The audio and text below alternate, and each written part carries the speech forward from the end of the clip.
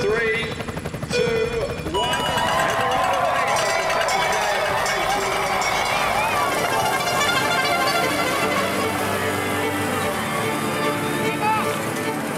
Hello and welcome to Cycling Insights, your cycling podcast brought to you by L'Etape Australia by Tour de France. Before we start, don't forget you can subscribe to the podcast on iTunes, Spotify, or on your favourite podcast platform. Give us a follow and leave us a review. Let's dive into today's show.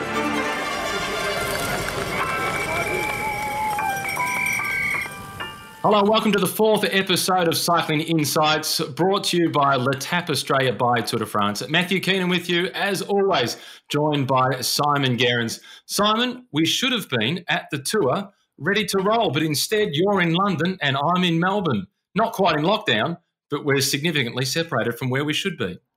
Yeah, for sure. And how far away does the Tour de France feel right now when we should have been there in Nice, sort of getting all psyched up for the race itself? The Tour de France kind of, I know it's scheduled for, a bit over a month away, but it still feels a long way away from here. It does feel a long way away. Today, we're going to talk a little bit on what's been happening in the world in terms of the news within cycling. There's been a lot in terms of your old team, the Mitchelton-SCOTT team, which became Spanish, and now it's Mitchelton-SCOTT once again. We'll take a look at some of the news around some rider transfers. A moment in history, we're going to go back to your first Tour de France, plus famously 2013. We catch up with Steve Waugh. Now, back when Steve Waugh was the captain of the Australian cricket team, Simon, it was more important than being the Prime Minister of Australia. Yeah, what an absolute legend of sport, of Australia. He's one guy that, you say the name Steve Waugh to anybody in any Commonwealth country and they know exactly who he is, probably more so than any former Australian Prime Minister.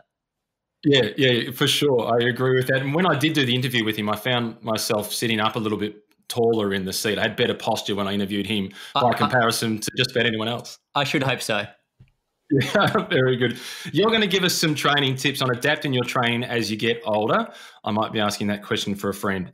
Then we'll be going through the fast questions. We've got 5 questions to ask each other, and then we're going to finish it off with our audience questions. We've got 3 really good questions to get through.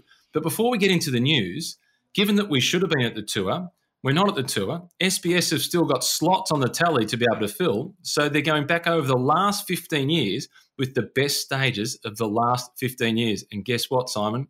You're going to get a run.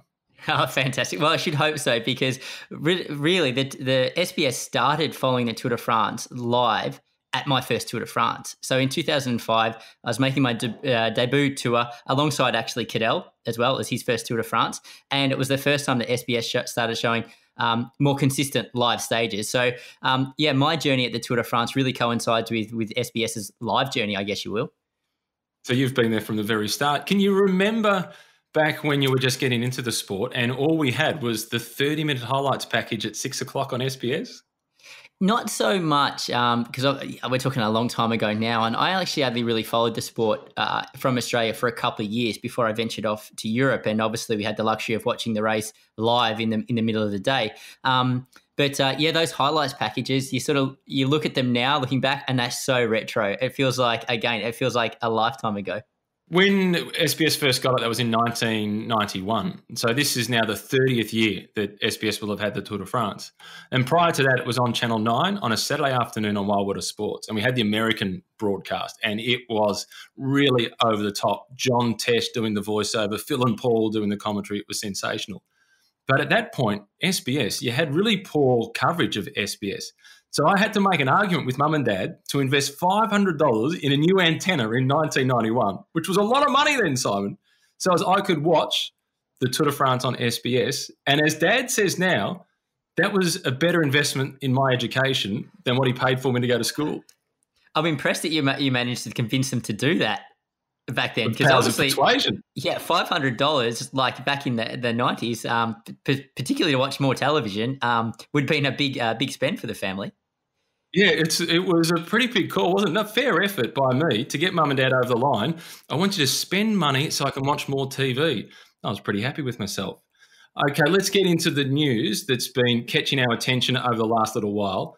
And something we've spoken about a bit already has been Mitchelton-SCOTT, the uncertainty of their future. And then we saw the announcement with the Manuela Foundation. Then we saw that relationship was off. Jerry Ryan has come to the rescue once again. He said that he's going to fund the team for another year. If you were still riding with the team, what would this do to your confidence in the team for the next 12 months or so? Well, I think if you had a contract with that team secured, like for next year, it would be a big sigh of relief knowing that your funding was secured by Jerry Ryan for one more season. But what a roller coaster emotionally it must be for everyone involved in that organization to think, it's all up in the air. Oh, we've got something. Oh, it's taken away. Oh, we've got something again. And finally, the saving grace of Australian cycling, Jerry Ryan has stepped back in and said, I'm going to guarantee the budget for, I think it might even be 2 more years, funnily enough. So, it would be a big sigh of relief for everybody in that team. There was something that made me feel uncomfortable as soon as I saw that announcement about the Manuela Foundation and the lack of clarity around what that foundation was and where the money was coming from. And you could feel the vibe right around the cycling community that everybody was a little bit concerned about it. We'd seen this before in cycling, but I've also got the vibe that this conversation between Mitchelton-SCOTT and the Manuela Foundation is not over yet. No, I think you're right. But there's so many new people to cycling that I think they've forgotten that sponsors have come into the sport and disappeared before the teams have even got off the ground. And you only have to think back as far as like Sony Ericsson, which Matt White and Stuart O'Grady were involved with Giancarlo Ferretti as the Italian director. There was obviously the Pegasus saga, hoping to sort of launch into the Pro Tour, I guess it probably was back then, for it to fall apart in their first training camp. So it's been some time. So the UCI have done a fantastic job of eliminating these sponsors, supposed sponsors coming in and disappearing again. But the lack of information about the Manuela Foundation was a big concern. And it was a big concern for many of the guys that I was speaking with that are part of Mitchelton-SCOTT at the moment. They're like, we know nothing about these guys. Nobody knows anything about them. So they didn't have a lot of confidence that it was actually going to get started anyway. Yeah, I think it's a case of watch this space. And just to close off on this part of the conversation, when we talk about these types of things, I always spare a thought for David Mckenzie. So in the year 2000, Dave Mckenzie wins a stage in the Giro. The team looks like they're going to have another big sponsor for 2001. He signs on. He goes to the Tour Down Under. He wins a stage at the Tour Down Under. He's in the form of his life. He's in the peak part of his career. He gets to London, no cash. We've got no team. Time to go home. Again, I feel for him. I do feel for him because I think, Dave Mckenzie was a part of a number of teams who that came and just folded or just fizzled out. I really felt for Dave Mckenzie. He seemed like he had this curse following him around. But I think just touching on this one more time, it's great that Jerry Ryan has stepped back in and said, I'm going to guarantee the budget for another year or two, whatever it is. But I think it sort of goes to show that Jerry, when I was a part of that organization, he was really involved in the team. He would turn up a number of times at races. You could see he was integral with sort of decisions that were going on. And I think sort of this COVID-19 pandemic, he's probably taken his eye off the team a little bit, focused on his other businesses, the businesses that were actually making him money. And he's kind of let the team sort of tick along by itself, only to discover now the path that it was taking and that he's not entirely happy with. Yeah. So speaking of racing, some racing has started again, and the Slovenian National Championships were held just recently. What a podium. Well, for a small country, Slovenia really punches above its weight in world-class cycling. You look at that podium, and two of those guys were on the podium in the Vuelta a España last year, and then got Mohoric as well, who's a regular sort of winner in World Tour races. So really an all-star podium, and would be a very, very difficult national title to win that one. Yeah, you had Roglic took the win, Pogačar, who is the rising star of world cycling, in second position, and Mohoric, who won an under-19, then straight into an under-23 world title. And his trajectory is really starting to take off, and I think he's going to win some really big one-day races. It was good just to see some real-world racing happening, and let's hope that we don't go down the path of Novak Djokovic and what has happened in tennis in the last 48 hours or so, and we can keep this momentum. And we do get to the Dauphiné and we do get to the Tour, and racing does get underway. So this has been a season, though, Simon, kind of completely broken up. And I've never seen a year where we've spoken so much about potentially mid-season transfers. Last time we spoke about Chris Froome, and he said, I'm going to be staying with Ineos, even though we've seen a few photoshopped images of Chris Froome in an Israel Startup Nation jersey, which has been interesting to see. We've also had confirmation that Laurens de Plus has left Jumbo-Visma to go across to Ineos because they don't have enough star riders at Ineos. They need to hire another one. And then Sam Ullman has left Sunweb to go across to Jumbo-Visma. Have you ever seen so much activity around mid-season transfers? Well, correct me if I'm wrong here, Matt. The only ever mid-season transfer that I can think of to date was Rowan Dennis in 2014 when he defected Garmin across to BMC.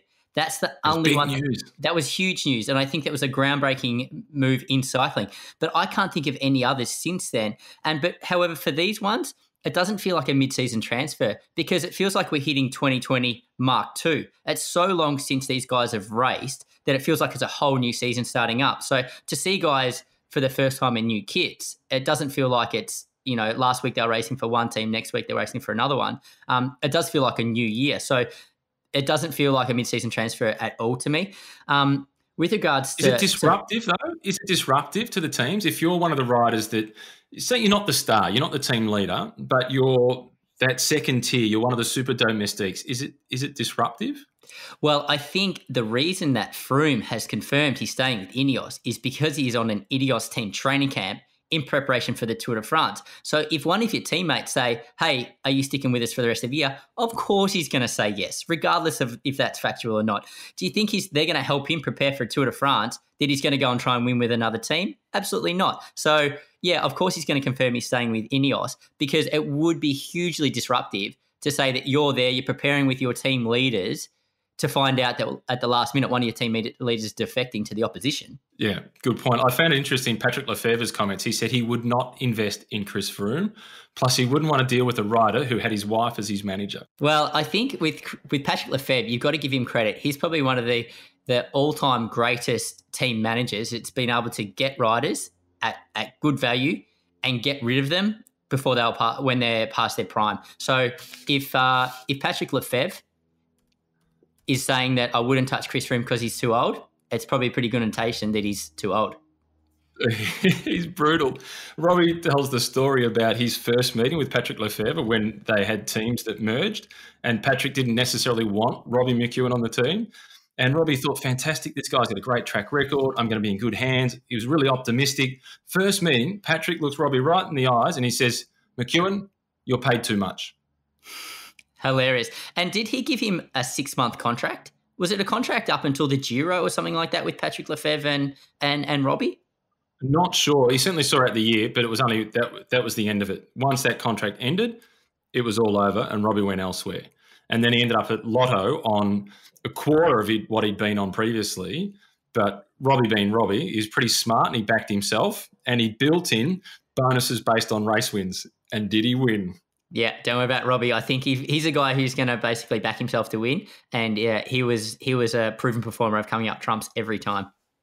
Awesome. Coming up trumps, away from racing, but kind of racing, setting new records, Lachlan Morton has done the Everesting feat, so almost over 8,500 metres in altitude gained in one sitting, so to speak. He had a go at it once. It got disqualified. People picked up discrepancies on Strava. So he had a go at it again. He beat the old record by 10 minutes. Within the pro peloton, he is part of the pro peloton. But do you guys pay any attention to these sorts of performances? I never did when I was in the pro peloton, but in the same way that I probably never paid much attention to what was going on in the gravel scene or any of these sort of other sort of racing that's emerging. But we're kind of finding it becoming more and more popular because everyone can have a crack at it. You don't have to be in a trade team to do an Everesting challenge. I think from what I understand how it works, you got to basically log on to Strava and it records your altitude, and then it's set. So yeah, unlike racing up Alpe d'Huez against a World Tour peloton, anyone can have a go at this. Yeah, you can't go and ride the Tour de France. You can ride Alpe d'Huez, but you can't ride the Tour de France. Anyone can have a go at Everesting. And Ruth Winder did it as well recently, the winner of the Tour Down Under earlier on this year, rides for the Trek Segafredo team. She said she'll never do it again. But one of the highlights to come out of it was in the Wall Street Journal, Andy Van Bergen, who lives in the neighbouring suburb from me, the guy that invented Everesting, he was pretty happy with himself because he got referred to as the godfather of Everesting. Yeah, but just going back to Lockie for a second, did he do it twice? No, he did it. He had 2 cracks at it. He didn't do the Everest, the total of Everest two times. No, it was a separate attempt. So the first one didn't get ratified. I said, no, that doesn't qualify. And then he said, okay, no problem. I'll just do it again. Yeah, fantastic. And you say Lockie, he's obviously, like, you look at his climbing capabilities and he's a featherweight. Like, he's an absolute natural on a bike. You see him climb and he just looks so fluid. But again, he's got this world record. But in the big scheme of things in the World Tour peloton, he's not comparable to a Grand Tour contender or anything like that. So if you actually really opened up Pandora's box for the World Tour peloton and said, okay, we want everyone to have a crack at this, then I'd be really keen to see what it looked like. Yeah, it'd be fascinating. A guy like Chris Froome, it'd be fascinating to see how he would go on it. I think Richie Porte did one late last year as well in his backyard from Monaco on the Col de Madone. So I think he did an Everesting Challenge himself on the Col de Madone, which is a climb that he knows better than anybody. He literally rides up it just about on his way home from every training ride.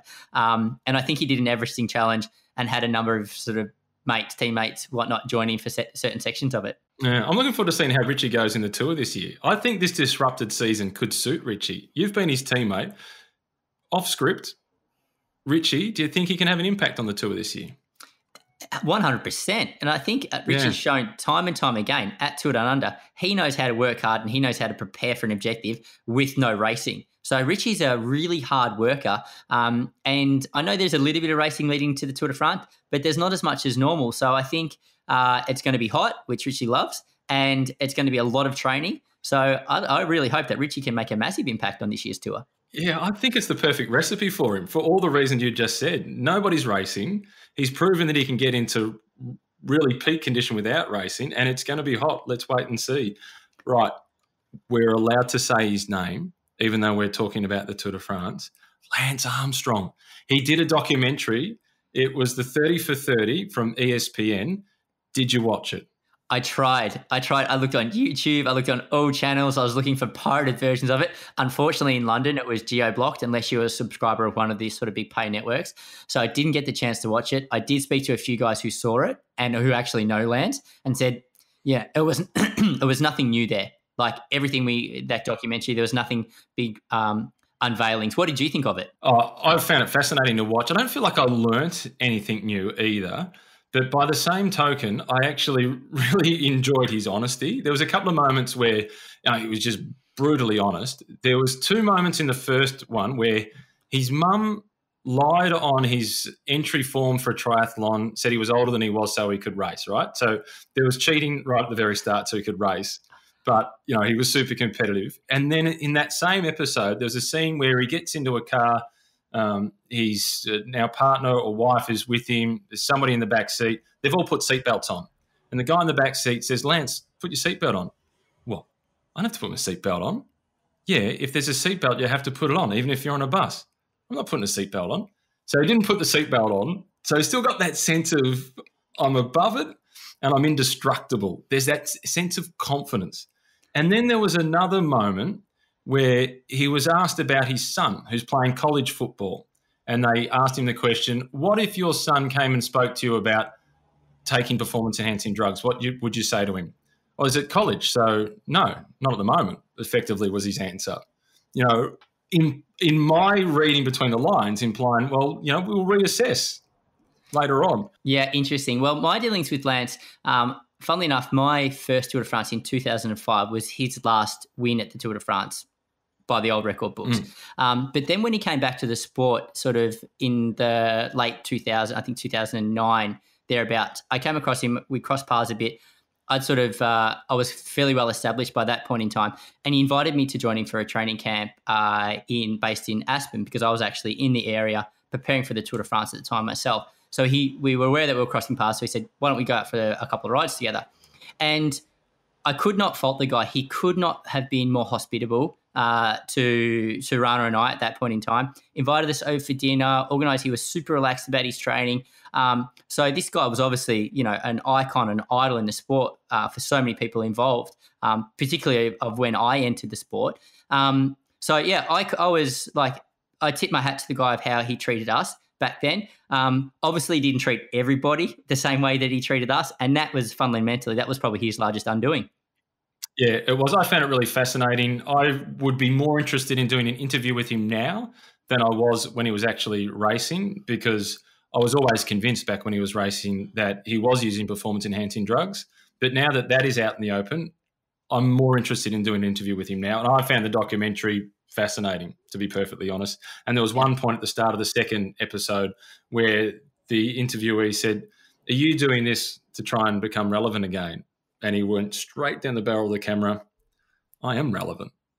Interesting. So you watched the Last Dance documentary with Michael Jordan, the Chicago Bulls, and you watched the Lance Armstrong. How do you compare the two?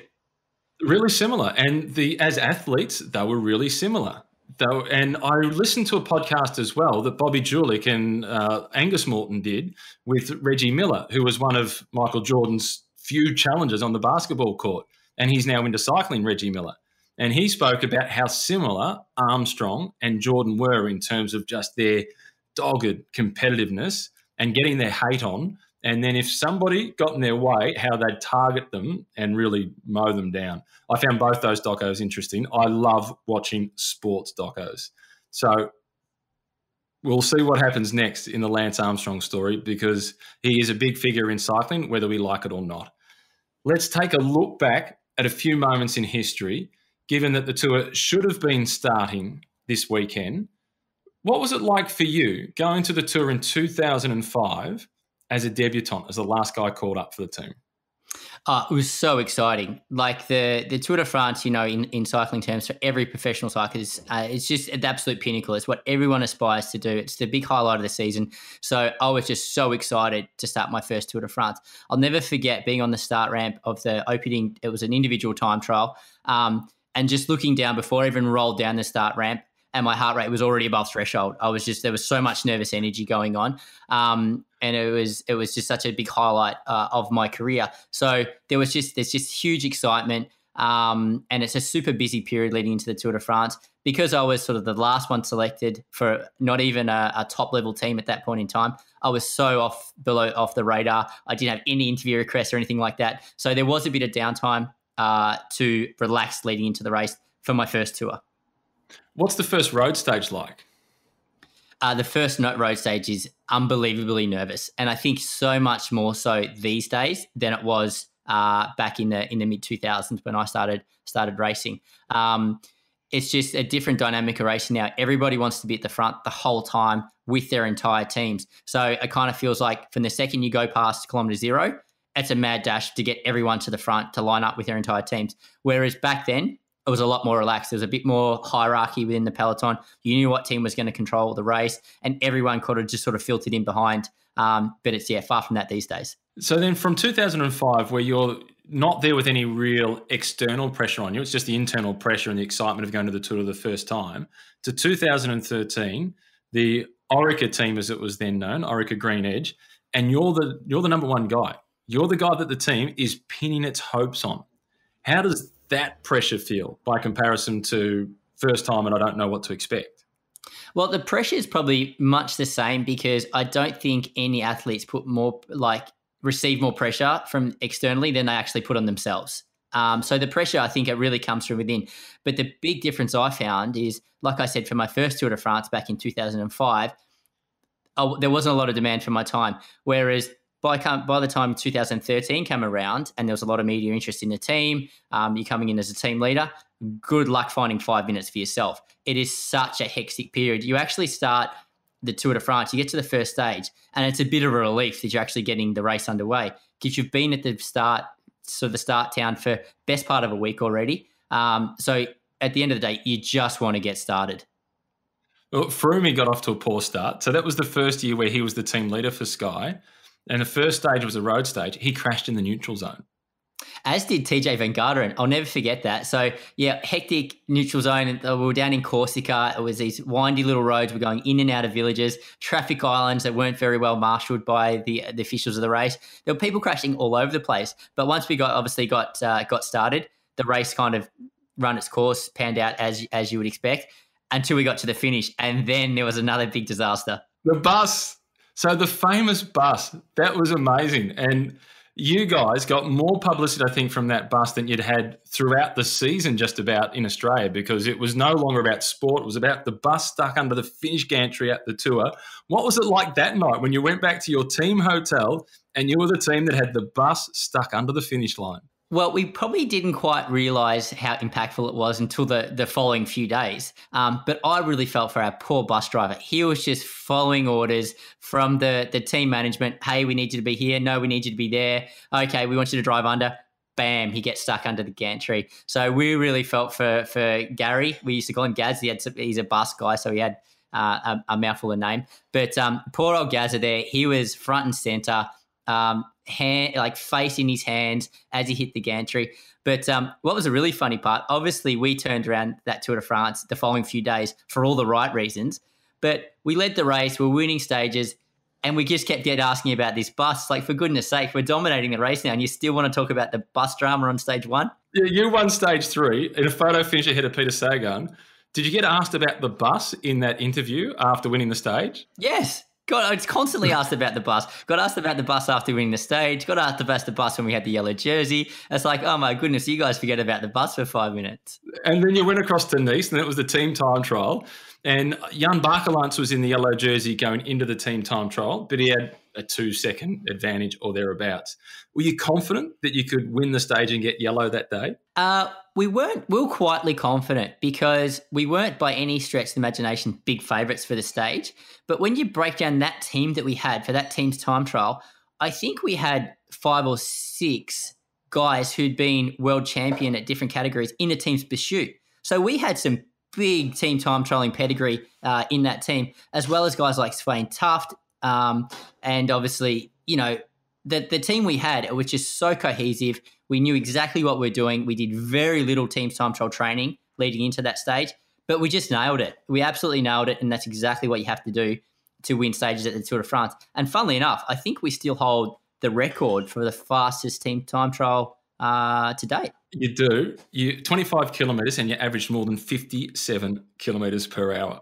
Can you give us some sort of an insight on how you ride at 57 kilometres per hour for 25 Ks? You push it as hard as you can and you get back on the wheel as quick as you can. But interestingly enough, I'll never forget that team time trial. It felt like we weren't going that fast because it was so smooth. And it didn't feel like you're going that fast until you actually hit the wind. And then it was like, whoa, you're right into a brick wall. So you push that for as long and as hard as you can without letting the pace drop. And then you get out the way and let the other guys do their job. So it was super fast, super smooth. And it's one of those, I think, it kind of feels like one of those once-in-a-lifetime events. It was fantastic. I think it's the only time we've seen air guitar by an entire team on the podium as well at the Tour. Yeah, that's right. We used to have a great time. And it was a fantastic culture back in the Orica Green Edge of those days. It was a really strong Australian influence, Australian culture within the team, with a really good mix of foreigners as well. And we used to enjoy ourselves, that's for sure. Well, I caught up earlier today with the former Australian captain, speaking of Australian culture, the guy who set the benchmark for Australian cricket for a long time, Steve Waugh. His foundation is the Steve Waugh Foundation. It supports kids that have a rare disease, but the diseases aren't all that rare. There's like 8,000 of them, but it's difficult for them to get funding. And he does a captain's ride. He gets people from all over the world, captains of industry, star sports people as well. Daley Thompson has been on it a few times. You were on the first one. Yeah, that's right. So I joined, Steve and his wife, Lynette, invited me along to join them on the captain's ride for their inaugural edition, actually. So I was able to roll out with the guys. Funnily enough to say, they're leaders across the sports world, but there wasn't a huge amount of cycling experience in that bunch. I think it took us something like 6+ hours to do 120 kilometres in the scorching heat. So it was a long old day, but just a really good group of people. Obviously, you know, Steve Waugh, he's just a guy that's so well respected. And, you know, I've made some lifetime friends on the day that I joined those guys. So I'm really honoured to be a part of that. Yeah, Steve Waugh, he's an icon of Australian sport. Here he is. Well, Steve Waugh, I've discovered throughout this coronavirus lockdown period that there are 2 types of people. There are those that have gotten themselves fitter or those that are less fit. Which category do you fall into? I think I'm in the less fit category, unfortunately. We've probably had a bit more home cooking than normal and exercise not to the usual levels, but I'm actually made a conscious decision about 2 or 3 weeks ago to get back into it. So I've got back on the bike, doing my Pilates sessions again, which I've missed for about 3 or 4 months, and walking the dog every day. So I'm sort of getting back into it. Good. One of the things that I've found really difficult trying to work from home is that the pantry and the kitchen is always there calling my name. That has been challenging, but I have been doing a fair bit of riding in the garage though, just on Zwift on the home trainer. Yep. For you, with the Steve Waugh Foundation, what I found really interesting in this period with the coronavirus is the talk about disease. And one of the things that I found really interesting in reading about your foundation is supporting rare diseases, which you say aren't that rare because there's 8,000 of them. What's the impact been for your foundation? Yeah, look, you're right. Rare disease are pretty common, actually. There's 10% of the population will suffer from a rare disease. There's 6,000 to 8,000 different rare diseases. We tend to focus in on the extremely rare ones. But, I think all charities have been badly affected by the COVID-19 pandemic, that's for sure. I mean, we had to call pretty much all our events off this year because, you can't gather people together, you can't book venues. And so consequently, we're down in revenue like all other foundations are. So you got to think a little bit outside the square. We're lucky in that we've got some amazing supporters and benefactors of this foundation. And they've been very generous to this tough situation. But as a foundation, we really pride ourselves on running it, really lean, and we've got a fantastic board, and we've prepared for a rainy day, so we're in pretty good shape, even though it's been a very tough year for fundraising.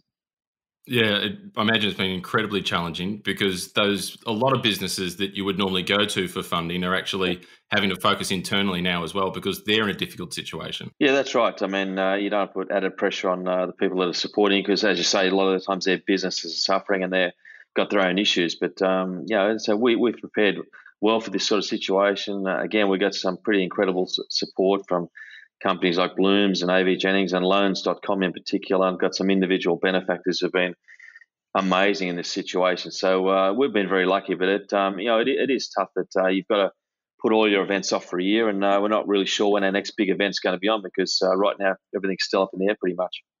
So there's no captain's ride this year. One of my favourite images from the captain's ride last year was a pregnant Anna Mears on the ride.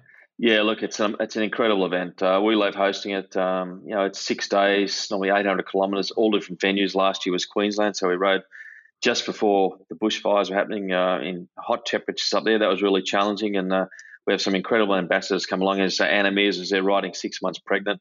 We have 70 or 80 riders fundraising for us, so that is our big event. But look, it takes 12 months to organise that event, and obviously, with what's happening with the pandemic, we can't book hotels. We don't know which venues we can go to. We don't know whether we can go interstate.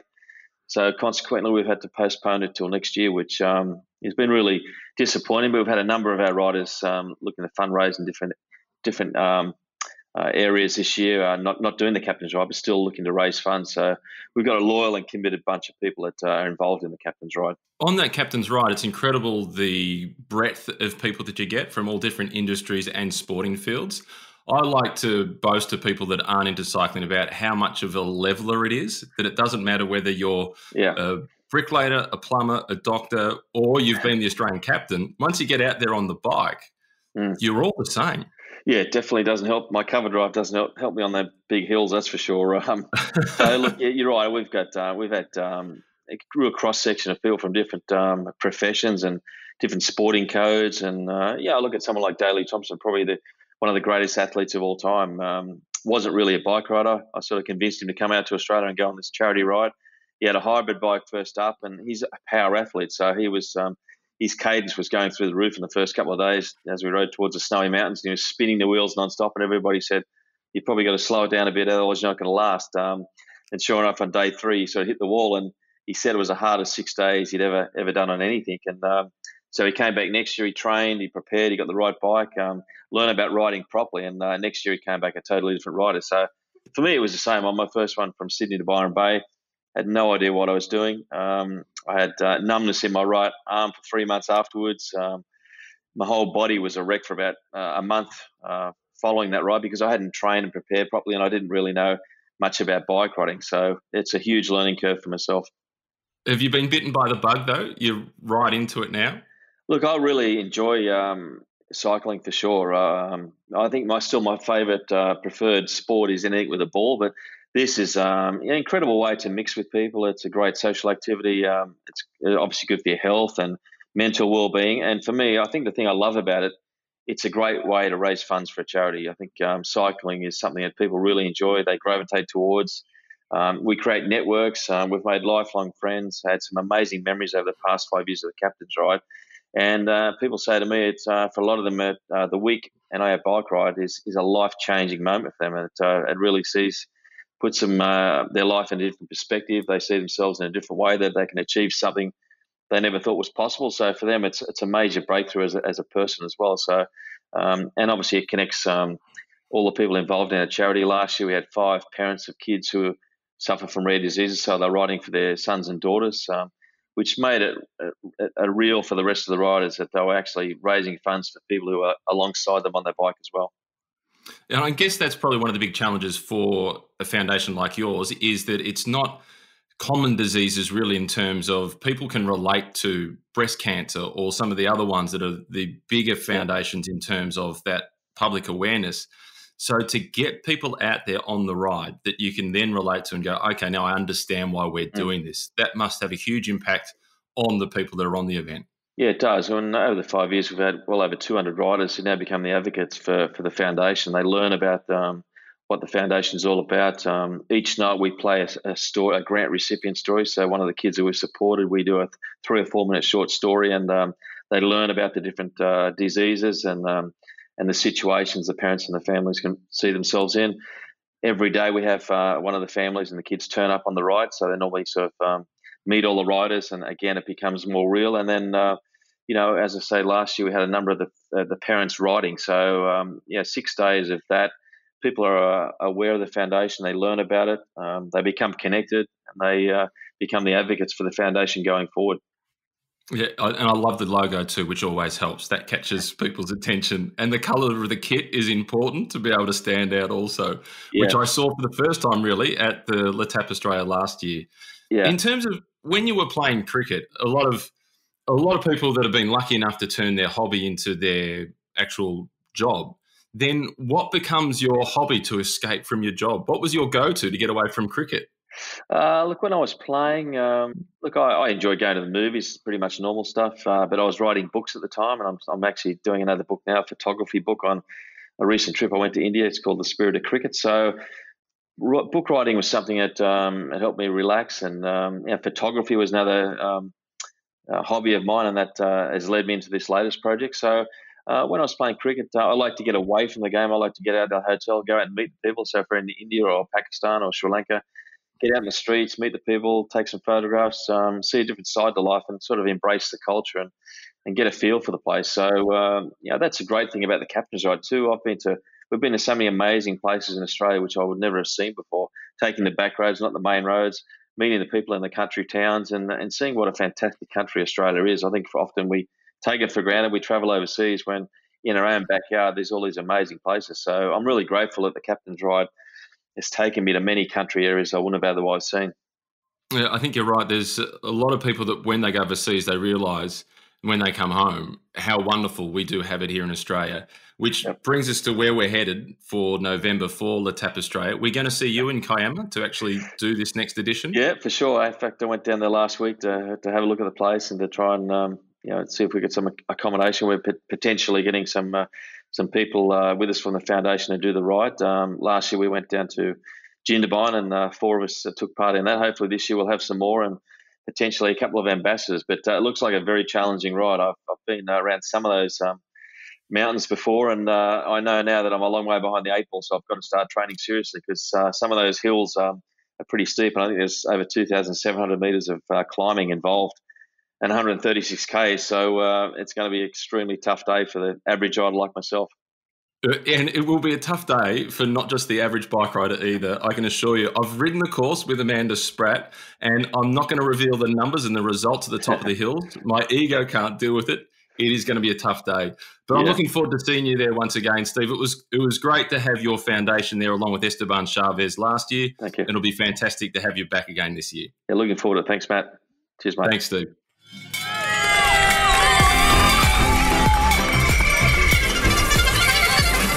Before we continue with the show, a big thank you to this episode's sponsors, L'Etape Australia by Tour de France. L'Etape Australia is the only Tour de France event in Australia. It doesn't matter if you're an elite rider, like Simon Gerrans, or a weekend warrior, like me, Matthew Keenan. Everyone is welcome to L'Etape. For more information about L'Etape Australia, visit letapeaustralia.com. It's LETAPE Australia.com. letapeaustralia.com. We'll see you on the road.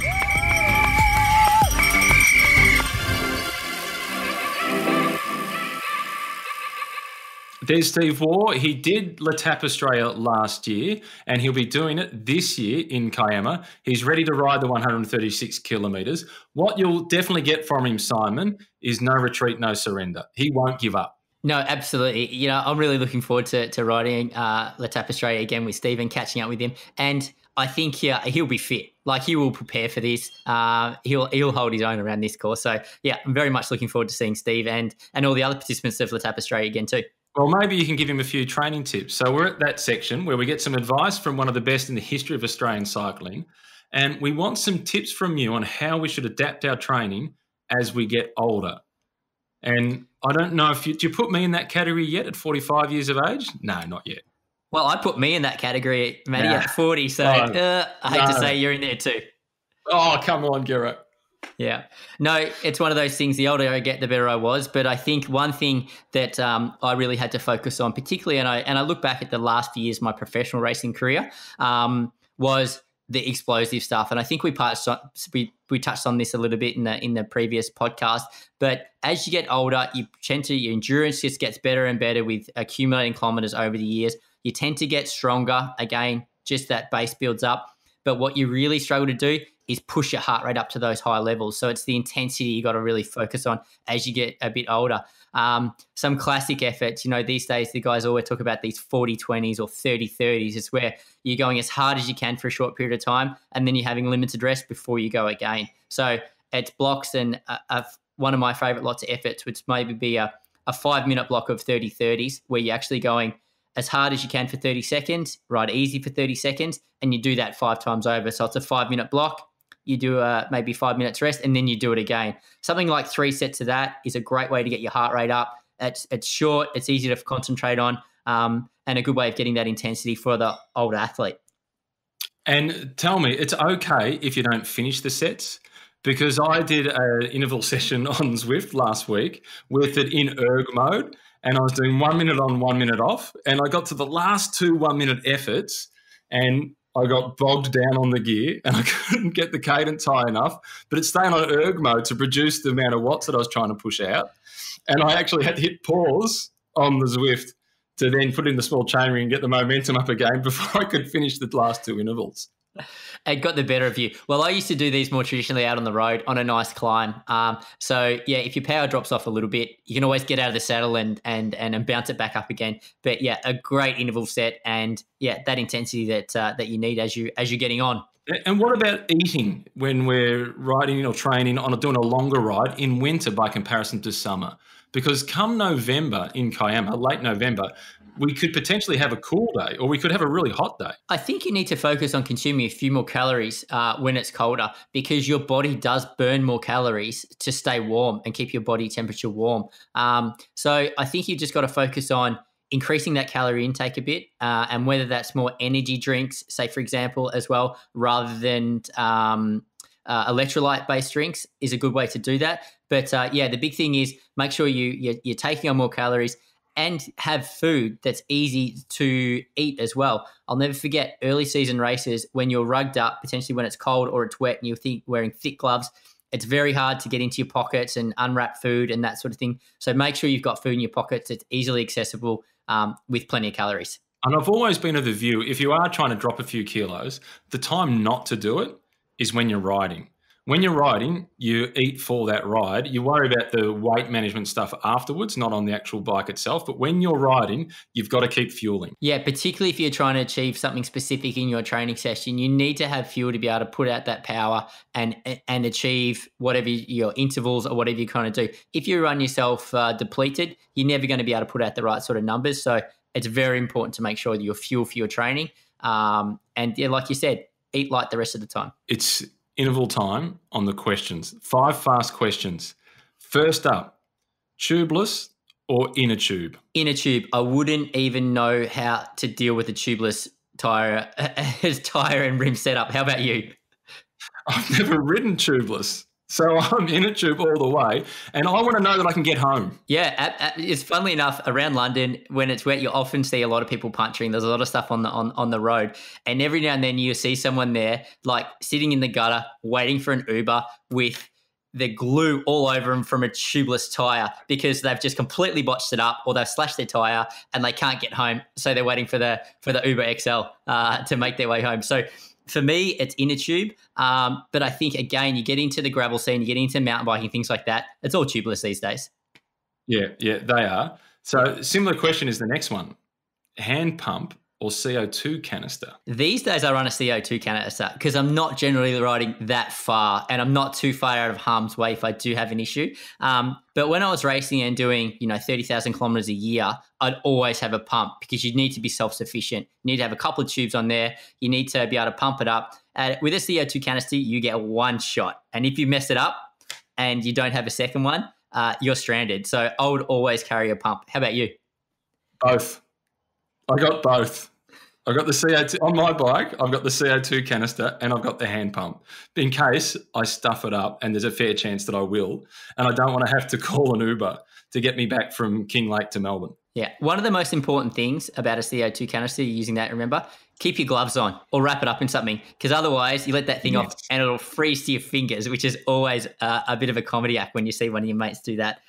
On to more of the racing side of things again now, and riders. Sagan or Alaphilippe, Matty?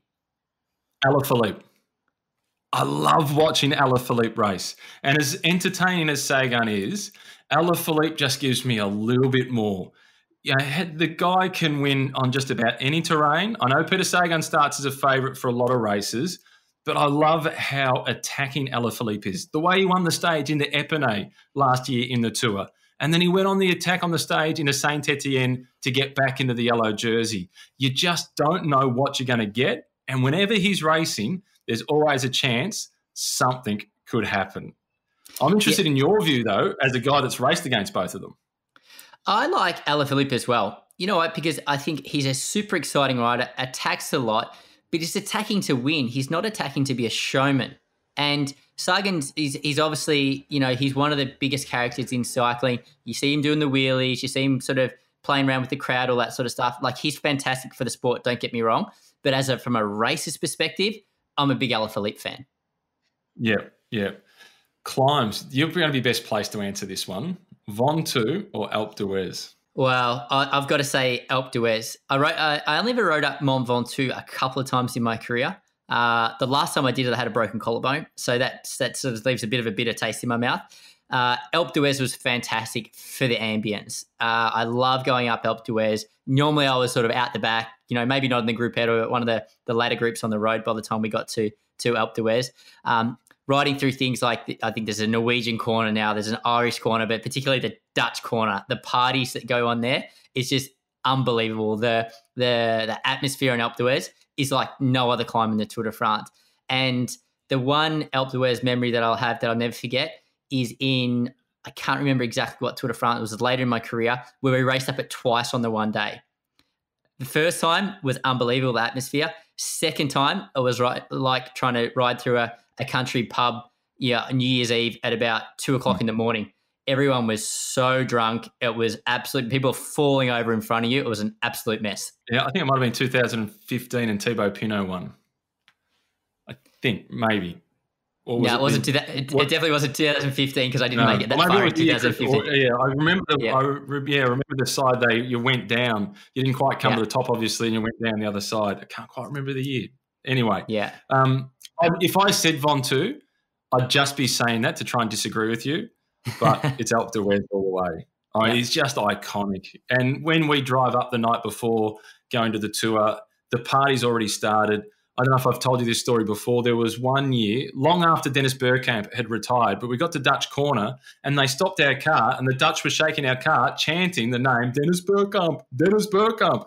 So they're obviously reliving World Cup glory. Not that they've actually won at the Dutch, but they were reliving the career of Dennis Bergkamp on Alpe d'Huez at about midnight before the stage was to go up the next day. Yeah, incredible atmosphere. Okay, let's go back onto the training and the routine side of things, Matt. Are you a night owl or an early riser? I'm definitely an early riser. If I haven't been on the bike before 9 o'clock, it's not going to happen. And I tend to get on the bike at around about 6 or 6:30 so that I'm done by 8 o'clock, that I can then help get the kids to school, that sort of stuff. Definitely an early riser. Pro hours for you when you were racing? Sleep is important. No, funnily enough, not. I was always an early riser, and I still am now. Like, I'm awake, by 5 o'clock most days. But when I was racing, unfortunately, I had a terrible habit. I would wake up early, and I think that was very much due to my home routine. I was like yourself. I wanted to get my training session done first thing, the most important thing of the day, first thing of the day, get out there and get my training done so I could sort of relax in the afternoon or focus on doing other things. But that was to my detriment when I was at a race, because often racing starts around the middle of the day, and even when you get down to Spain, it might start in the early afternoon. So you're racing late, you're going to bed late.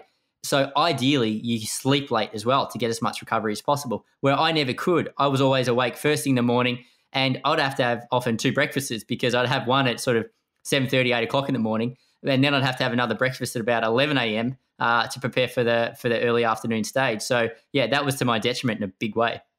You would have hated some of those team time trial starts at the Vuelta. They started at 9:30, 10 o'clock at night. And I can remember sometimes checking into a hotel on the Vuelta España, and we'd check in, go to the restaurant at 10:30, and they'd say, "Oh, not open yet. We weren't expecting you guys to get here this early." And you wouldn't be able to get to start dinner until 11 p.m. It blows my mind. I always struggle adjusting my time clock at the Vuelta España. Yeah, for sure. I was always really envious of, funnily, a lot of the time, the South American guys. They seem to be able to sleep at any moment of the day. It'd be 45 minutes before the stage is due to start, and you'd see Esteban up the back of the bus having a little nap. Or he'd sleep until the middle of the day. They were just unbelievable at being able to switch off and have a nap or just fall asleep. I was always super envious of that, because, sleep is one of the best forms of recovery. Yeah, it is absolutely critical. All right, we're now to our audience questions. We've got 3 questions. The first one's for you, Simon. It's from Kevin Ford. Lots of pros say they like the atmosphere and racing in Italy and the Giro over the other Grand Tours, but very few of them seem to live in Italy. Why? Well, I think that goes a bit above and beyond just the atmosphere and enjoying the racing or riding there. There's a lot of things that you got to take into consideration when you live in a country. One, able to get residency there. If you're not riding for an Italian team but working for an Italian company, from my understanding and from speaking to a lot of the guys, it's very difficult to get your residency in Italy. So that's going to play a big part of it for a start. Secondly, these days, a lot of riders are kind of getting more based around their team headquarters or little rider hubs. There's not many Italian teams these days, and not many Italian teams with internationals. So there's not a big reason for the internationals to move across to Italy as well. So as much as there's probably not many more beautiful places in the world to ride than, say, Italy and Tuscany and the likes, but yeah, very difficult to be able to live there as a rider. Next question. This one's next question. Over to you. So this is from Gary Muller for you, Matt. Gary Muller. Yeah, these strange times have seen you make the move to commentating on virtual races from the luxury of your home.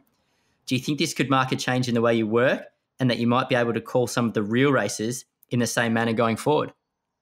I'd like to. I've been calling Gary doing the Shram Send It series for Zwift, and it's been great. I've been able to pick the kids up after school, help get dinner organised, and then into the home office, pull up the green screen and commentate on the racing, and it's all over and done with. So there's no transit time. It's been sensational.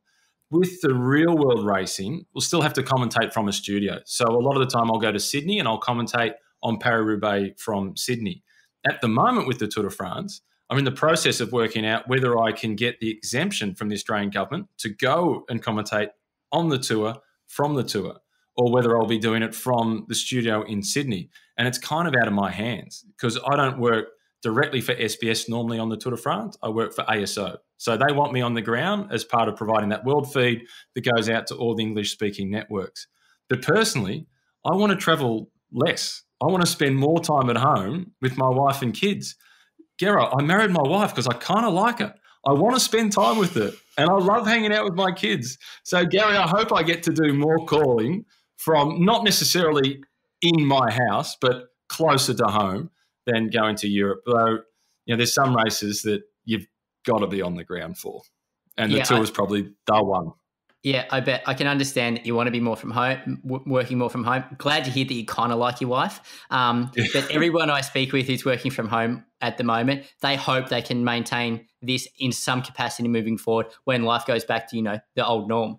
So, I think you're in good company there, Matt. Yeah, you get a little bit of that commute time back, because the commute time's not productive for your employer. It's not productive for you. It's not productive for your family. So you're getting that bit of time back.